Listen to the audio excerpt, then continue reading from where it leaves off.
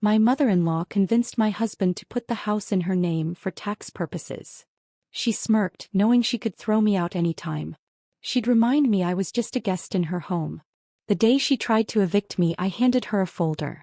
Inside were documents that proved she'd made one very expensive mistake. "Lindsay, darling, you've hung the hand towels wrong again." I froze in the doorway of what I'd foolishly believed was my bathroom, watching Diane refolding the cream-colored towels I'd just arranged 5 minutes earlier. Her manicured fingers worked with the precision of a surgeon, each fold crisp and deliberate, while she spoke without looking at me. "The decorative edge faces out, not in.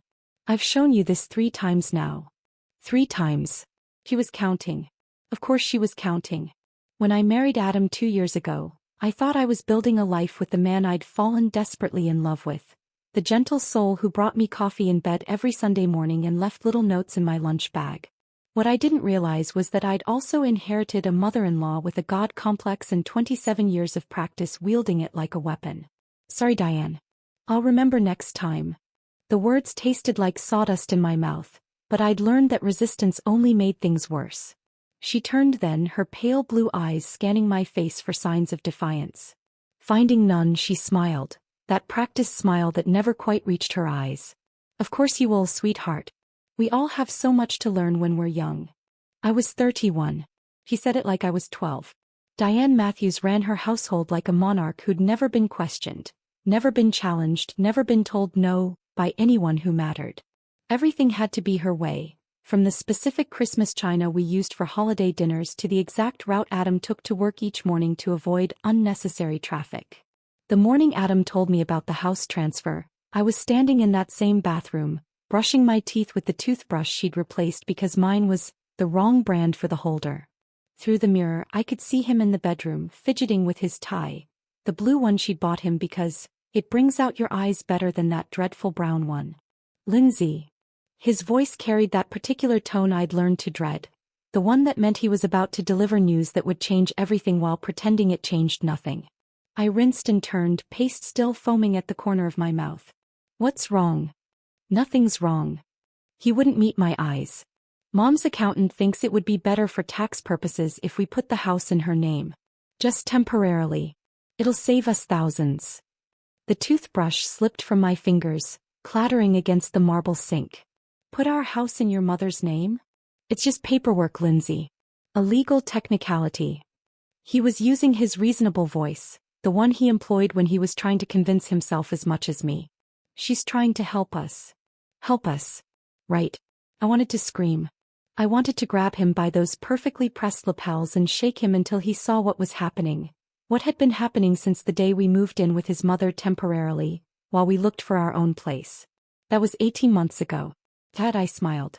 Nodded. Watched my husband choose his mother over his wife. "If you think it's best," I heard myself say. The relief that flooded his face was almost comical. Almost. Diane never raised her voice, she didn't need to. She had perfected the art of the surgical comment, the kind that sliced clean through your confidence and left you wondering if you were bleeding or just imagining the pain. "Some women marry up," she'd say, usually while arranging flowers or folding laundry, her tone as casual as if she were commenting on the weather. "Others just hang on." Or my personal favorite, delivered with a theatrical sigh, "Adam's always been so generous with strays." Strays. Like I was some mangy cat he'd found in an alley instead of the woman he'd proposed to on bended knee in front of his entire family. The warning signs had been there from the beginning. I'd just been too love-drunk to read them properly. Our wedding gifts, for instance. Beautiful, thoughtful presents from friends and family that somehow kept migrating around the house like they were searching for their purpose. The crystal vase from my college roommate appeared first on the dining room table, then the hallway console before finally settling on a bookshelf in the guest room. When I asked about it, Diane tilted her head with that practiced look of confusion. "Oh, sweetheart, it looks so much better there, don't you think? The light catches it beautifully." My grandmother's china, the set I'd treasured since I was 16, found itself relegated to the back of the highest cabinet, replaced by Diane's everyday dishes that cost more than my car payment. "We don't want to risk breaking something so precious," she'd said, patting my hand like I was a child who needed protection from sharp corners. Then there was the phone incident. I'd left my cell on the kitchen counter while I ran upstairs to grab a sweater. When I came back down, Diane was just hanging up, her expression serene. "Who was that?" I asked. "Oh, just someone asking for Lindsay Matthews." I told them there was no one here by that name. My maiden name. She told my own sister there was no Lindsay Matthews at this number. "Diane, that was probably my sister calling about." "Well, how was I supposed to know? You should really tell people to ask for Lindsay Porter if they want to reach you." Porter. Her name. The name I was supposed to have taken completely, erasing every trace of who I'd been before Adam. But it was her habit of planning Adam's schedule that really got under my skin. She'd coordinate his work meetings, arrange his dentist appointments, even RSVP to social events on his behalf, all without consulting me. Then she'd act genuinely surprised when I mentioned having other plans. "Oh dear, I already told the Hendersons we'd be at their anniversary party Saturday night. You don't mind, do you? Adam loves their parties." Did Adam love their parties? I honestly couldn't tell anymore what Adam loved versus what Diane had decided he should love. The morning after the house transfer conversation, I stood in the kitchen. Her kitchen, as I was beginning to understand, making coffee with hands that shook slightly.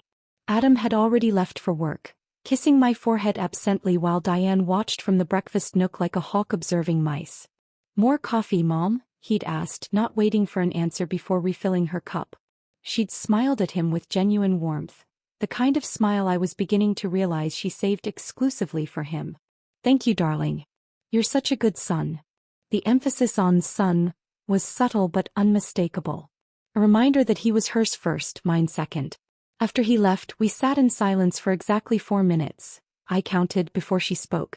"You know, Lindsay, I hope you understand how much Adam loves this house. It's been in our family for 3 generations. Our family. Not including me, apparently. His great-grandfather built the foundation with his own hands. His grandfather added the second story. His father and I renovated the kitchen." She gestured around the gleaming space with its granite countertops and custom cabinets. "Every Matthews man has raised his children here." The implication hung in the air like smoke. Adam would raise his children here too, but would I be the one raising them with him? "It's a beautiful house," I managed. "Yes." She sipped her coffee, studying me over the rim. "I'm sure you'll take very good care of it while you're here." "While I'm here?" "Not while we live here, or while you're part of the family. While I'm here. Temporary, conditional, subject to change without notice." That was the moment I realized I was truly alone in this marriage. Standing in what I'd thought was our kitchen. Her kitchen. While they discussed my future without consulting me, planned my life without including me, made decisions about my home without remembering that I lived there too. I excused myself and went upstairs to the bedroom Adam and I shared, closing the door carefully behind me. In the mirror above the dresser, I looked at the woman staring back, pale, tired, smaller somehow than she used to be. When had I become someone who smiled and nodded instead of speaking up? When had I started asking permission to exist in my own life? I didn't have answers yet. But looking at that woman in the mirror, I made a silent promise. I would find them. I just had no idea how much that promise would end up costing all of us. The answer to my silent promise came from the most unexpected source, and at the most unexpected time. It was 3 weeks after that bathroom confrontation, on a Thursday afternoon when the September sun painted everything golden. I was in Richard's garden, deadheading the roses he'd tended with religious devotion for the past 15 years. He'd been having what Diane called one of his good days, which meant he wasn't clutching his chest every time he stood up from his favorite armchair. I didn't expect him to join me outside. Richard Matthews was a man of quiet routines, and those routines had become even more rigid since his second heart attack 6 months earlier. Morning coffee at 7 sharp, afternoon medications at 2, evening news at 6. But there he was, walking slowly down the stone path, carrying 2 glasses of iced tea like he'd planned this moment. "Thought you might be thirsty," he said, settling onto the wrought iron bench with the careful movements of someone whose body had started betraying him. "Thank you." I accepted the glass, noting how his hands shook slightly, not from age but from the cocktail of medications that kept his damaged heart beating. "The roses are beautiful this year. That's all you." He smiled, and for a moment I saw where Adam had gotten his gentle eyes. "I haven't been much help lately." We sat in comfortable silence, watching bees work their way through the late-blooming flowers. This was how Richard and I had always communicated best. Without pressure, without performance, just two people who understood that sometimes the quiet said more than words. Lindsay. His voice was different suddenly, more serious. I need to tell you something. I turned to face him fully, struck by the intensity in his expression. He was studying my face like he was memorizing it, cataloging every detail. You're your father's daughter, he said finally. And that's the highest compliment I can give. My breath caught. Richard rarely mentioned my father, though I'd known they'd been friends. What I hadn't understood was the depth of that connection, how it had shaped the man sitting beside me and apparently how he saw me. Your dad and I served together in Vietnam. Did you know that? I shook my head stunned. My father had never talked much about his military service, and I'd never thought to ask Richard about it. We were 19, scared out of our minds, convinced we were going to die in some jungle on the other side of the world. Richard's voice grew distant, traveling back decades. But we had each other's backs. Always. When I got hit by shrapnel, he touched his left shoulder absently. Your father carried me 2 miles to the medics. Saved my life. The ice cubes in my tea clinked as my hands trembled slightly. Dad never told me. He wouldn't have. That's who he was. Richard turned the glass in his hands, condensation dripping onto his khaki pants. When we came home, we started that construction business together. Matthews and Harrison, remember the sign? I did remember vaguely. A faded wooden sign in my father's garage that I'd seen as a child but never really noticed. We were going to build half the town together. Got married within 6 months of each other. I married Diane, he married your mother. We were going to be business partners, neighbors, watch our kids grow up together. What happened? Richard's expression darkened. Diane happened. She didn't like sharing me with anyone, including my best friend and business partner. Started making comments about your father's work ethic, his ideas, his family. Small things at first, then bigger ones. I felt something cold settle in my stomach. This pattern was achingly familiar. She convinced me that he was taking advantage of our friendship, that I was doing all the work while he got equal credit. I was young and stupid and... He paused, shame flickering across his features. I was already learning it was easier to agree with Diane than to fight her. The construction business dissolved. My father started his own company. Richard kept the original name. They stopped speaking, stopped seeing each other, stopped being the brothers they'd been in that jungle. 32 years, Richard whispered. 32 years I let her convince me that my best friend was my enemy. I reached over and covered his weathered hand with mine. Dad never seemed bitter about it. No, he wouldn't have been. That wasn't his way. Richard smiled sadly. When he was dying, cancer wasn't it? He called me. First time we'd spoken in decades. My chest tightened. I remembered those final weeks, how my father had made mysterious phone calls from his hospital bed, conversations he'd claimed were just tying up loose ends. He didn't blame me for what happened. Said he understood how hard it was to stand up to her. But then he asked me something that's haunted me ever since. What? He asked me to watch out for you.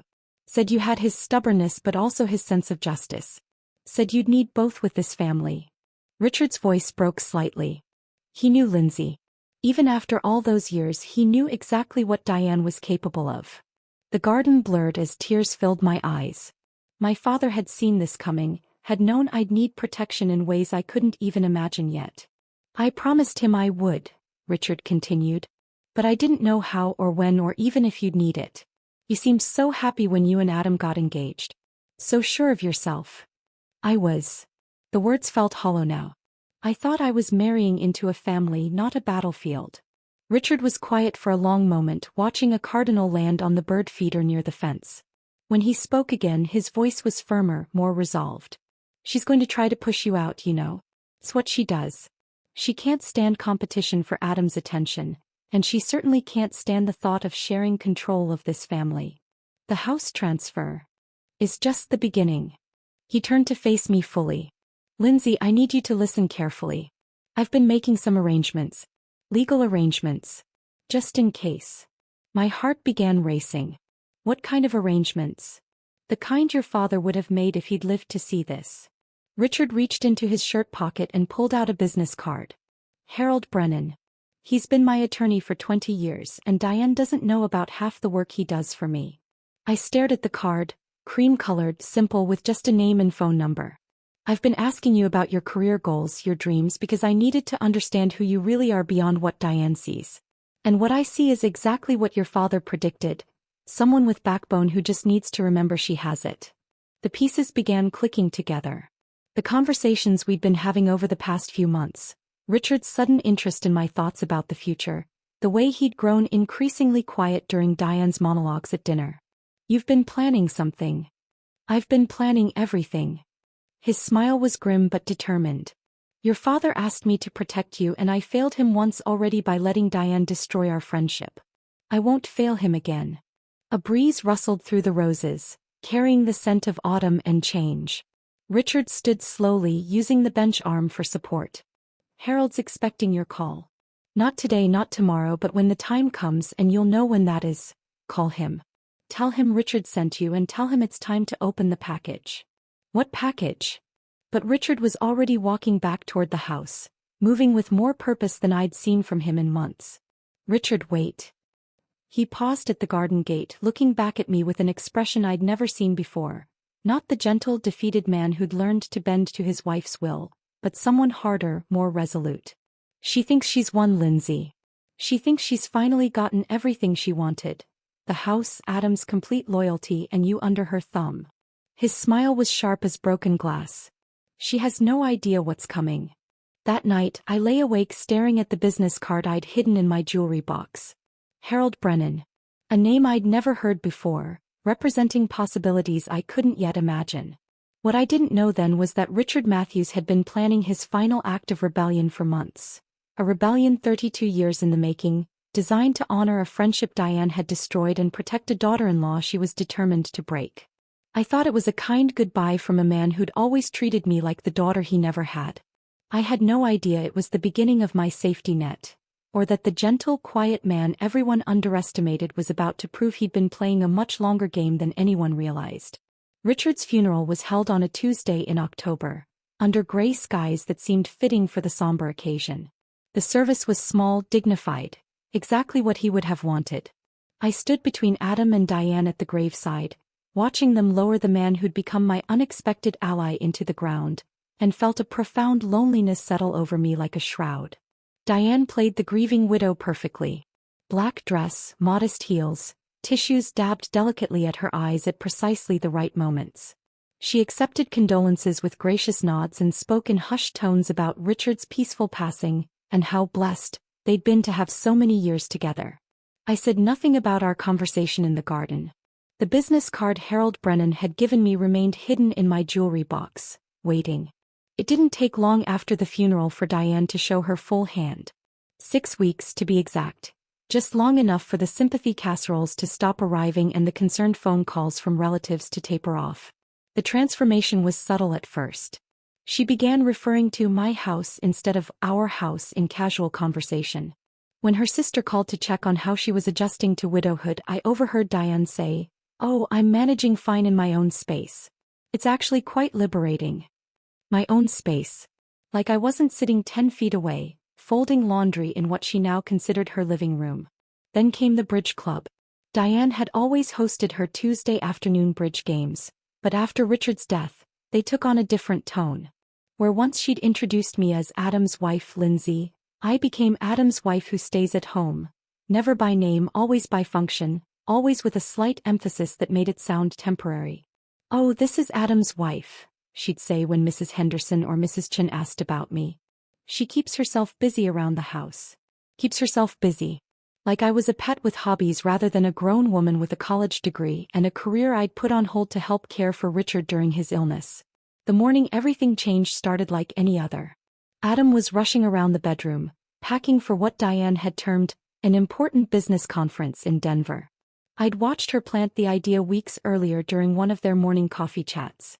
"You know, darling, that Morrison account would really benefit from some face-to-face attention. Didn't you say they were having their quarterly meeting next month?" Adam had looked surprised. "I hadn't really thought about attending in person. It's a week-long conference." "Oh, but think of the impression it would make. Your dedication, your commitment to client relationships." She'd reached across to pat his hand. I think it's exactly what your career needs right now. By the end of that conversation, Adam was convinced the Denver trip had been his idea.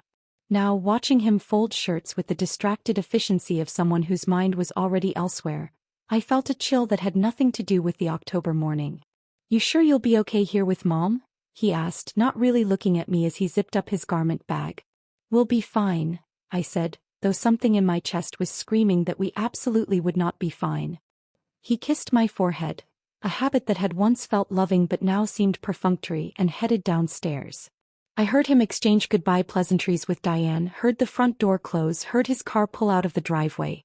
The house fell silent except for the tick of the grandfather clock in the hallway. I stayed upstairs for as long as I could, reorganizing my closet, cleaning the bathroom, anything to avoid going downstairs and facing whatever Diane had planned.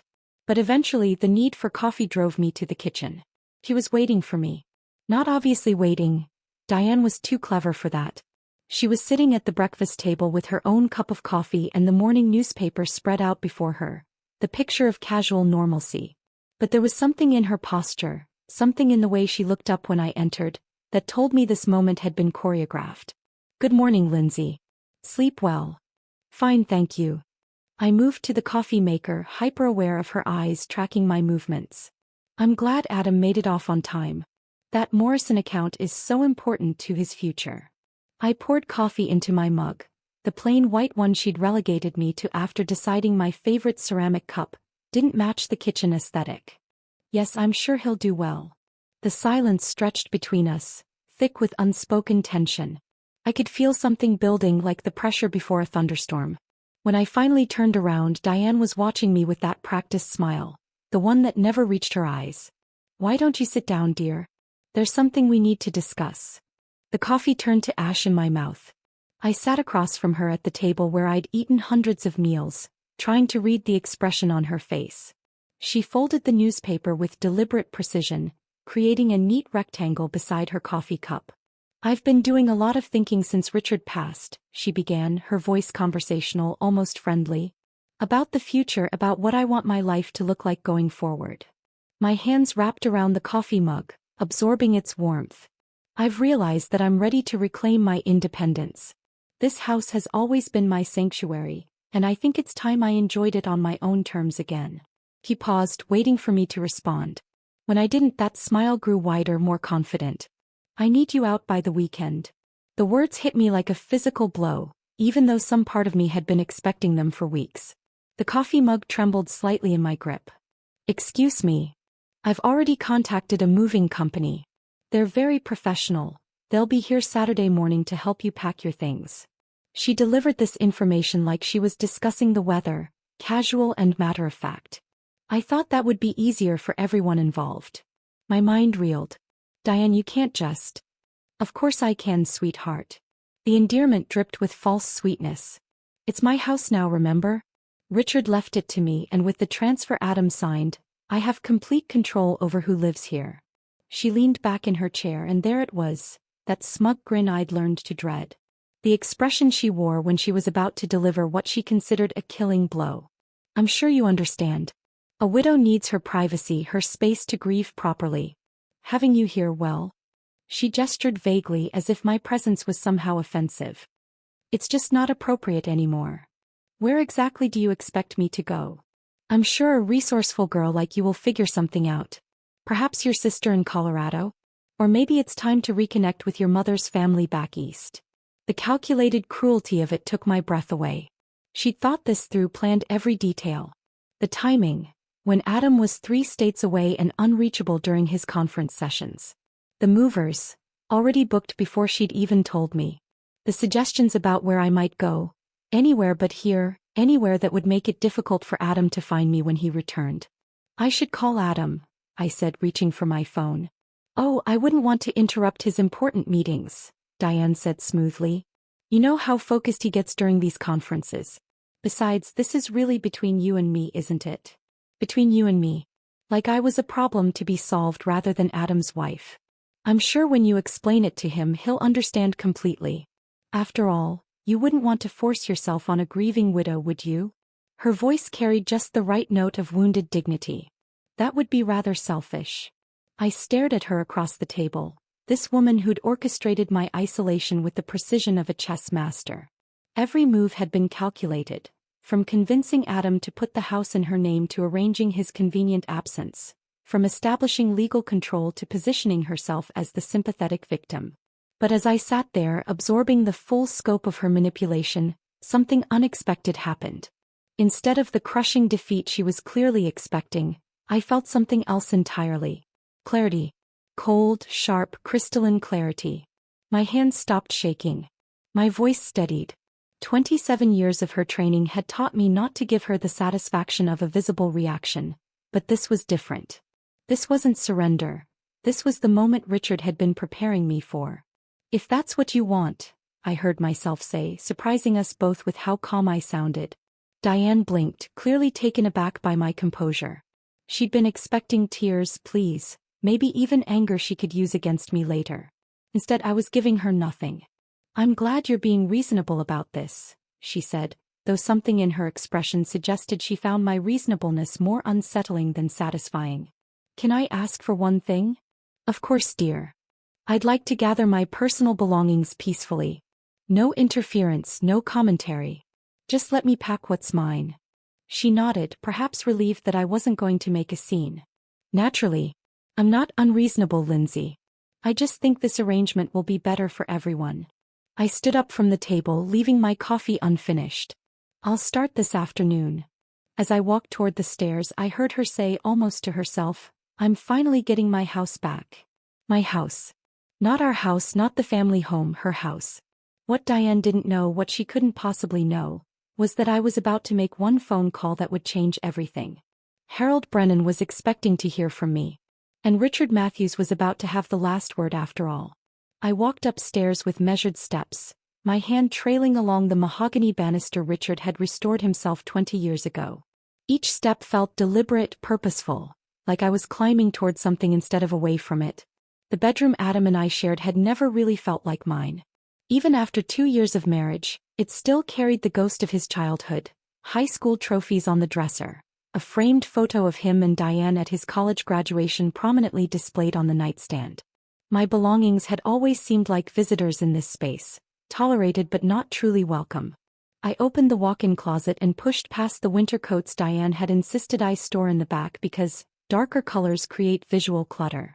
Behind them, exactly where I'd hidden it 3 days after Richard's death, was the small fireproof box I'd purchased with cash from the hardware store downtown. The combination was my father's birthday, something Richard had suggested with a knowing smile when he'd given me the folder. "Your dad would appreciate the symbolism," he'd said. Inside the box, beneath my passport and birth certificate, lay the simple black folder that had been waiting for this exact moment. I remembered the afternoon Richard had pressed it into my hands, just 3 days before his final heart attack. He'd looked frielier than usual, his skin gray with exhaustion, but his eyes had been sharp and determined. "Only if she tries to hurt you, Lindsay. Only then," he'd whispered, glancing toward the house where Diane was preparing his afternoon medications. "Promise me you'll wait for the right moment." I'd promised, not fully understanding what I was agreeing to protect. Now, holding the folder in my hands, I felt the weight of his final gift, not just the documents inside, but the trust he'd placed in me to use them wisely. I walked back downstairs, my footsteps echoing in the sudden quiet of the house. Diane was still in the kitchen, probably savoring her victory, already mentally rearranging the furniture to erase any trace of my presence. She looked up when I appeared in the doorway, folder in hand. For just a moment, something flickered across her face, curiosity, maybe even concern, but it was quickly replaced by her practiced composure. "Decided to be dramatic about this, have we?" she said, though her voice carried less confidence than her words suggested. I didn't respond. Instead, I walked to the granite island she'd spent thousands renovating 2 years ago, the same island where she'd served me my final ultimatum. I set the folder down gently, my fingers lingering on its edge. "You should probably look this over before you toss me out," I said, my voice steady as glass. Diane's perfectly plucked eyebrows drew together. "What kind of game are you playing, Lindsay?" "No game." I stepped back, crossing my arms. "Just some light reading." She stared at the folder like it might contain something dangerous. Which I supposed it did. I don't have time for whatever theatrical nonsense this is supposed to be. Make time. Something in my tone must have gotten through to her because she reached for the folder with the tentative movements of someone approaching a sleeping snake.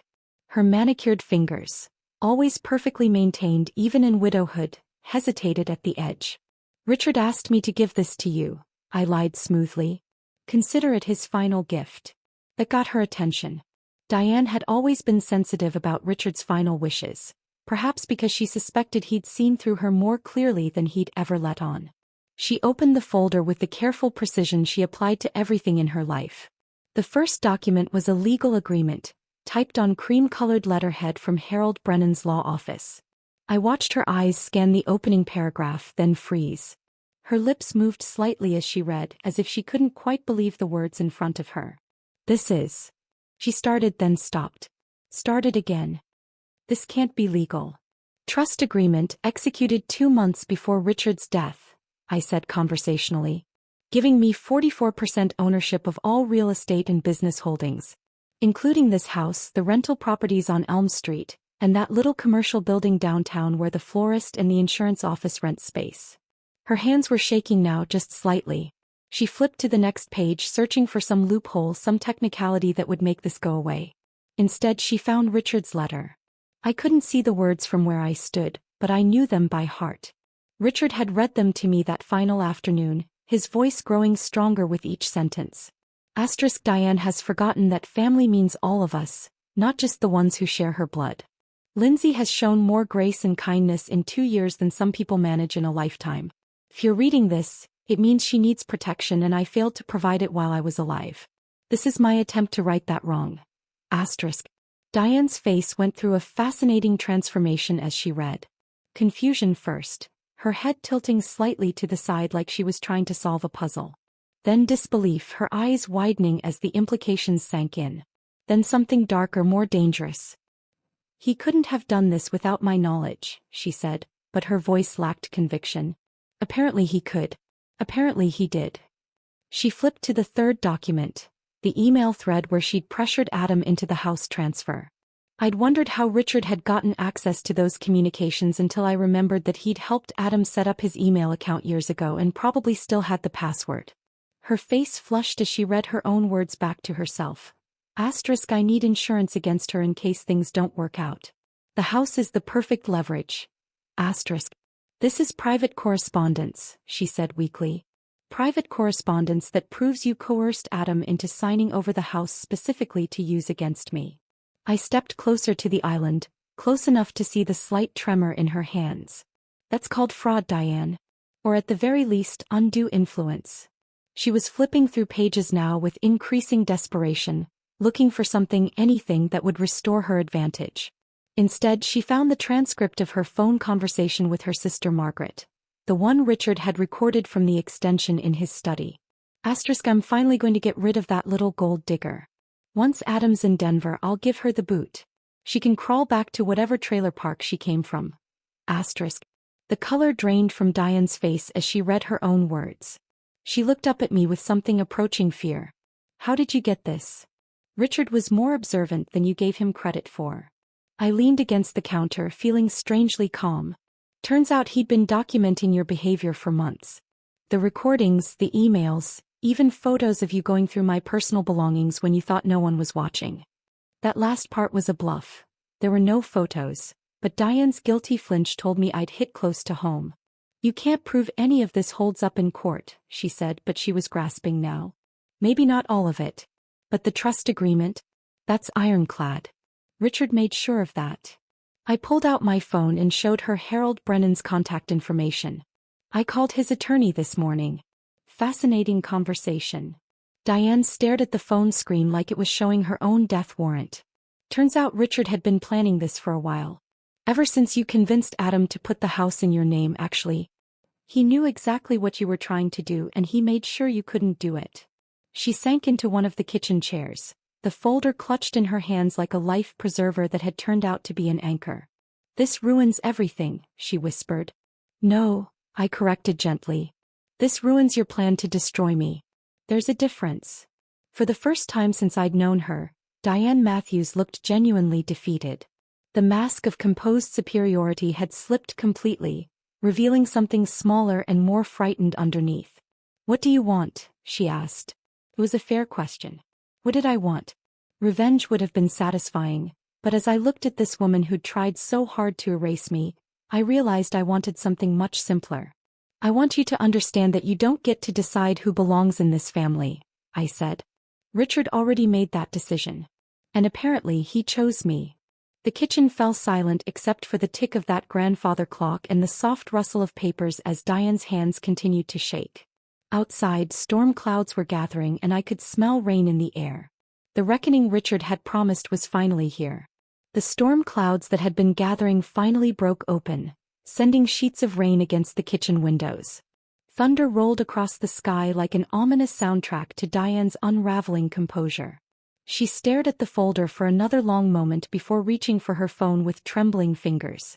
The device slipped twice before she managed to unlock it, her usually precise movements clumsy with shock. "I need to speak with James immediately," she said when someone answered. Her voice cracked on the word immediately, the first time I'd ever heard Diane Matthews sound anything less than completely in control. I walked to the tea kettle more for something to do than because I wanted tea. The familiar ritual of filling it with water, setting it on the burner, gave me time to process what was happening.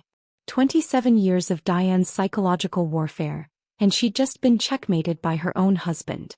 "James, it's Diane Matthews. I need you to look at something immediately. No, it can't wait until Monday. Because my dead husband apparently executed a trust agreement that gives my daughter-in-law 44% of everything I own." Her voice rose with each word, the careful modulation she'd perfected over decades finally cracking. I could hear a man's voice on the other end, calm and professional, asking questions she clearly didn't want to answer. "I don't know when he did it. I don't know how he did it. That's what I'm paying you to figure out." The kettle began to whistle, a sharp, insistent sound that cut through the tension. I turned off the burner and prepared 2 cups of tea, Earl Grey for me, chamomile for her. Muscle memory even in crisis. Even in the middle of a war, some courtesies persisted. I set the chamomile in front of Diane just as she was saying, "Fine. Bring the documents. Bring everything. I'll be here." She ended the call and stared at her phone like it had personally betrayed her. "Your attorney's coming over?" I asked, settling into the chair across from her. "James Whitfield. He's been handling our legal affairs for 15 years. She picked up the teacup with both hands to stop the trembling. "He helped me with the house transfer. He should have known about this. This conspiracy." Conspiracy. Interesting word choice.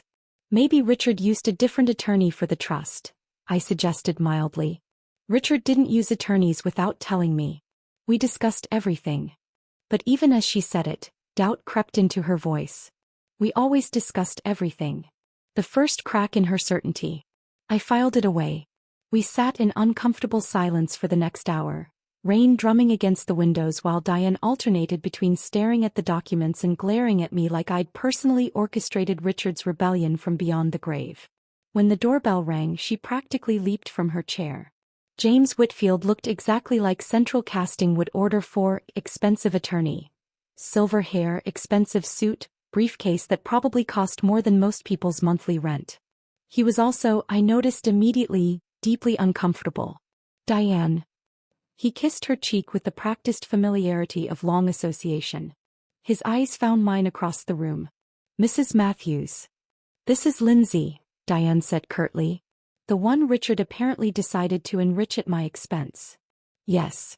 Whitfield's discomfort deepened. "I've had a chance to review the documents you described over the phone. And..." He set his briefcase on the kitchen island, popped it open with sharp clicks. "I'm afraid they're legitimate." The word, legitimate, hit Diane like a physical blow. She actually swayed on her feet.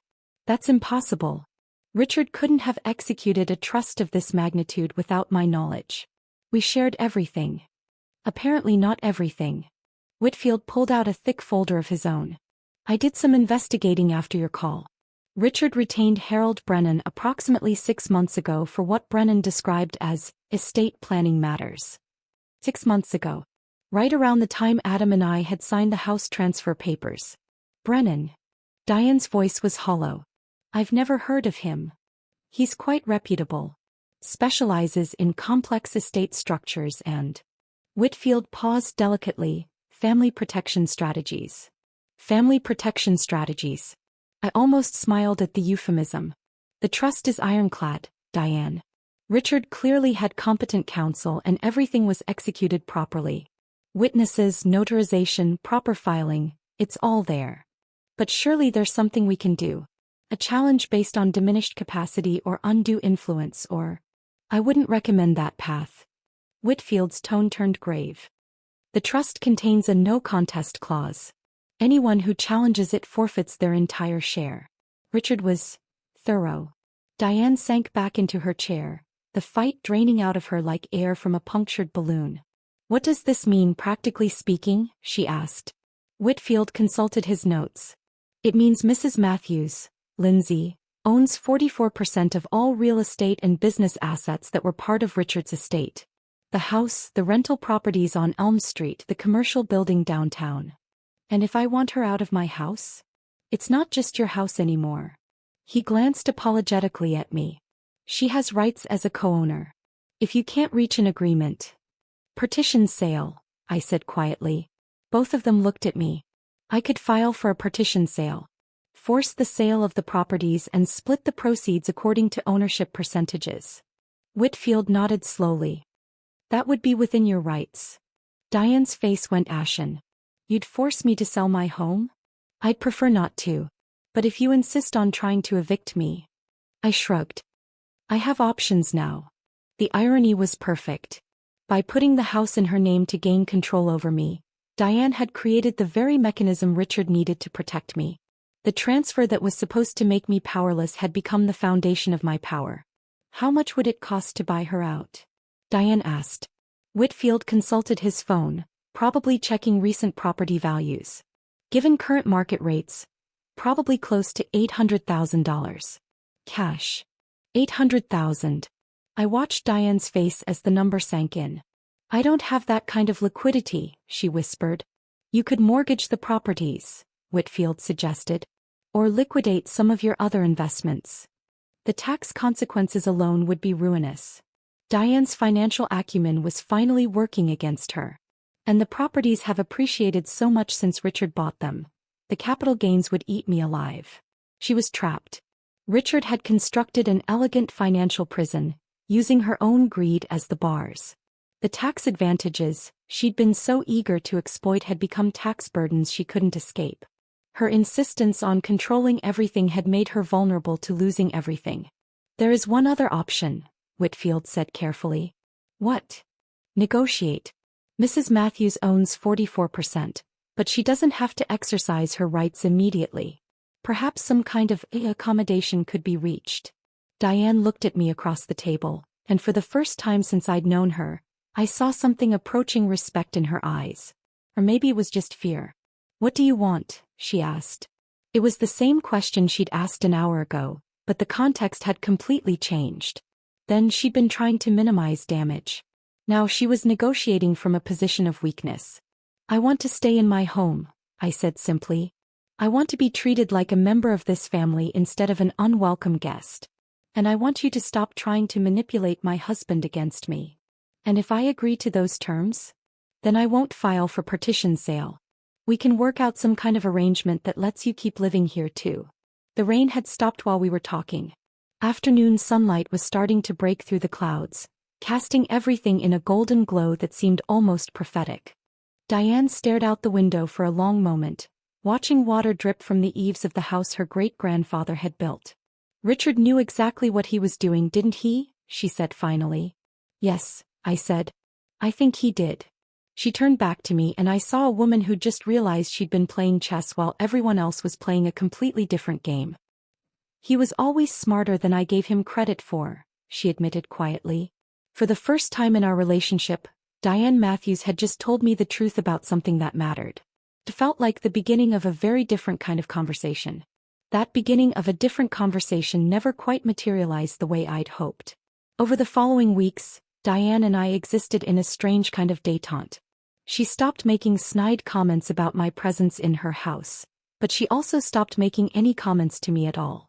We moved around each other like polite strangers sharing a hotel lobby, cordial but distant, each acutely aware of the shifted power dynamic but unsure how to navigate it. James Whitfield drew up a temporary agreement that allowed us both to remain in the house while we figured out a more permanent arrangement. I kept to the upstairs. She claimed the main floor as her domain. We shared the kitchen in shifts. She took mornings, I took evenings. It was civilized and completely unsustainable. Adam returned from Denver 3 days after our confrontation, rolling his suitcase through the front door with the easy confidence of a man who expected his world to be exactly as he'd left it. I was in the living room when he walked in, reading a book I couldn't have described if someone had asked me, and I watched his face as he took in the subtle changes. Diane wasn't waiting to greet him at the door. The house felt different somehow, quieter, more cautious. And I was sitting in the chair that had always been unspoken claimed as hers. "How was the trip?" I asked, closing the book on my finger. "Good. Productive." He set down his suitcase and looked around the room like he was seeing it for the first time. "Where's Mom?" "In her study." He waited for me to elaborate. When I didn't, he sat on the edge of the couch, suddenly looking uncertain. "Is everything okay? You seem different." "Different? Supposed I was." "We need to talk," I said. I told him everything.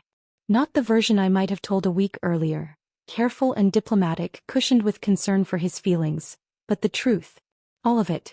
The years of manipulation, the calculated cruelty, the house transfer that had been designed to control me, and finally Richard's extraordinary posthumous protection. Adam listened in silence, his face cycling through disbelief, denial, and finally a kind of sick recognition. He'd known on some level. He'd always known. "I can't believe she actually tried to evict you," he said when I finished. "Can't you?" He was quiet for a long moment, staring at his hands. "I always told myself she was just particular, set in her ways. I thought if I could just keep the peace between you two." "You were trying to keep her happy at my expense." "Yes." The admission came out barely above a whisper. "I was." We talked for hours that night, the kind of conversation we should have had years earlier. Adam cried, actually cried, when I showed him the recorded transcript of his mother calling me a gold digger. He'd never heard her speak about me that way, never seen the woman she became when he wasn't watching. But knowing the truth and knowing how to live with it were different things entirely. The next few weeks were awkward and strained. Adam tried to play peacemaker, suggesting family dinners and movie nights like we could somehow pretend our way back to normal. Diane participated with the enthusiasm of someone attending a funeral. I went along with it because I didn't know what else to do. It was during one of these painful attempts at family harmony that I found the photo. I was looking for a spare phone charger in Richard's old study, a room Diane had avoided since his death, when I pulled open the bottom drawer of his mahogany desk. Inside were the usual detritus of a man's life. Old business cards, reading glasses with scratched lenses, a small stack of photographs held together with a rubber band. Most of the photos were what you'd expect. Family gatherings, holiday celebrations, Adam's graduation from college. But near the bottom of the stack was one I'd never seen before. It was from my wedding day, but not one of the formal shots the photographer had taken. This was candid, unposed. Richard and me standing together during the reception, both of us laughing at something just out of frame. His arm was around my shoulders in a gesture that was purely paternal, protective. We looked like what we'd become, a father and the daughter he'd chosen. I turned the photo over and found Richard's careful handwriting on the back, in the blue ink he'd always preferred. Asterisk, she earned the Matthews name, Diane. You never did. Asterisk. I stared at those words for a long time, sitting in his leather chair that still smelled faintly of his cologne. This wasn't a message he'd written for me to find. This was a message he'd written for her. A final judgment from the man who'd spent 32 years watching her transform love into control, family into battlefield. That evening I made a decision. I found Diane in the kitchen, preparing her usual solitary dinner of grilled chicken and steamed vegetables. She looked up when I entered, her expression guarded. "I'm leaving," I told her. Something flickered across her face. Relief, maybe, or possibly regret. "Where will you go?" "I'm buying a condo downtown, near the park." I'd made the offer that afternoon, using the equity from my share of the house as collateral. "I'll be out by the weekend." She nodded slowly. "And the arrangement?" "The legal situation. I'll sign whatever James draws up." You can buy me out over time, reasonable payments. I'm not interested in forcing a sale anymore. Why? The question seemed to surprise her as much as it surprised me. I thought about Richard's photo, about the years of small kindnesses he'd shown me, about the way he'd protected me even in death. Because Richard wouldn't have wanted me to destroy his family, even to save myself. He would have wanted me to be better than that. I placed the envelope containing the photograph on the counter between us. This is for you. From him. Diane stared at the envelope like it might bite her. When she finally opened it and saw the photo, her face went through the same transformation I'd witnessed weeks earlier. But this time, there was something else mixed in with the shock. Something that looked almost like shame. She read the words on the back, and I watched 27 years of carefully constructed self-image crumble in an instant. Not the family matriarch she'd styled herself as, but a woman who'd confused control with love for so long she'd forgotten the difference. He really did see everything, didn't he? She whispered. Yes. I think he did. She looked up at me then, and for the first time since I'd known her, I saw the woman she might have been without all the armor. Smaller, more frightened, but also more human.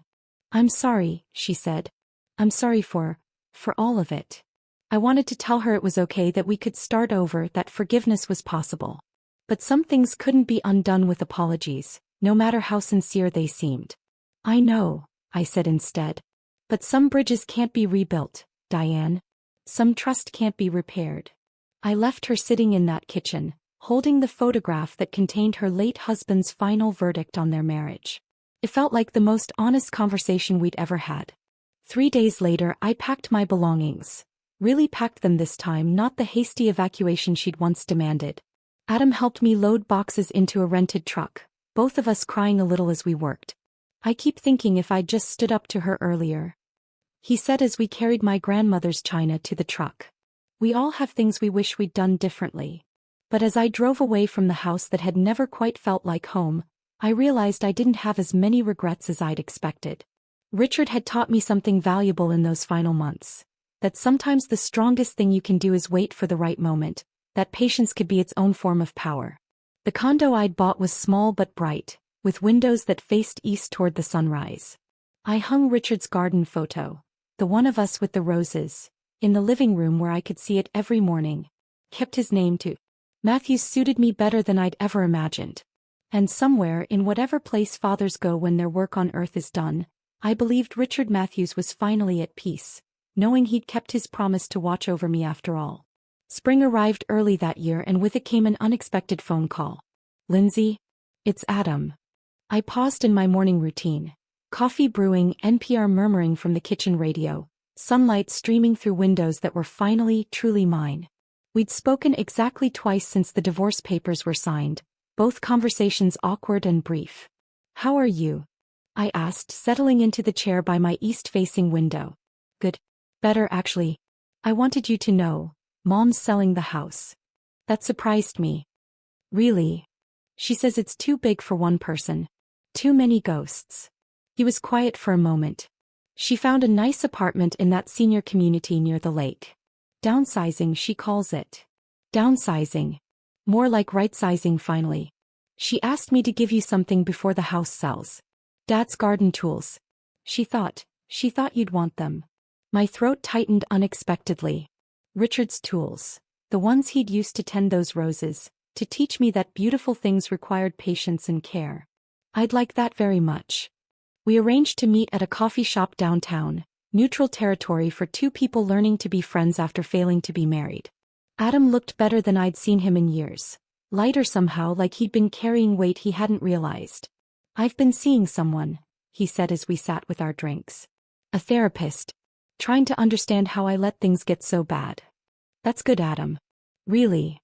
She says I have to stop trying to fix everyone else's problems and start fixing my own. He smiled ruefully.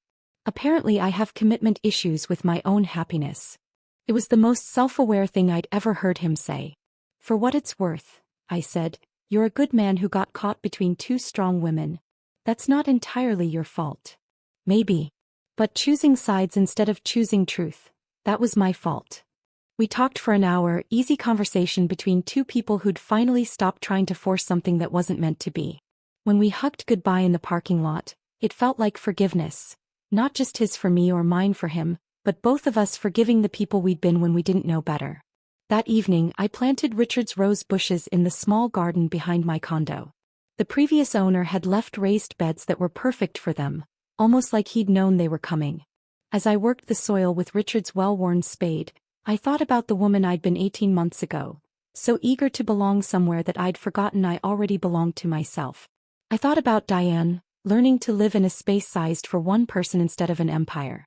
I thought about Adam, finally brave enough to look at his own reflection instead of just his mother's approval. Mostly, though, I thought about Richard and the quiet revolution he'd orchestrated from beyond the grave. Not with anger or vengeance, but with the patient certainty that truth, given enough time, always finds its way to the surface. The roses would bloom again this summer. Different soil, different light, but the same essential beauty. Some things once planted with love never really die. They just find new places to grow. If this story of quiet justice had you on the edge of your seat, press that like button right now. My favorite part was when Lindsay calmly handed Diane that black folder and watched her entire world crumble in real time. What was your favorite moment? Was it Richard's secret garden conversation? The moment Diane tried to evict Lindsay? Or maybe when that attorney confirmed Lindsay owned 44% of everything? Drop your favorite scene in the comments below. Don't miss more incredible stories of karma and justice like this. Subscribe and hit that notification bell so you never miss an upload when someone gets exactly what they deserve.